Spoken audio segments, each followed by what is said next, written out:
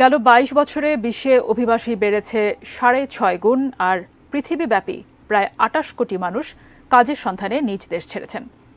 আন্তর্জাতিক অভিবাসী সংস্থা IOM এর বার্ষিক প্রতিবেদনে এই তথ্য উঠে এসেছে। অভিবাসনে বিশ্বের শীর্ষ ৬ থাকা বাংলাদেশে এবারই প্রথম কেন্দ্রীয়ভাবে প্রতিবেদন প্রকাশের আয়োজন করে সংস্থাটি। মঙ্গলবার রাজধানীর একটি হোটেলে IOM এর প্রতিবেদনে বলা হয়, বিশ্বের জনসংখ্যার ৩.৫% অভিবাসী হিসেবে কাজ করেন। এর মধ্যে নারী ৪৮%।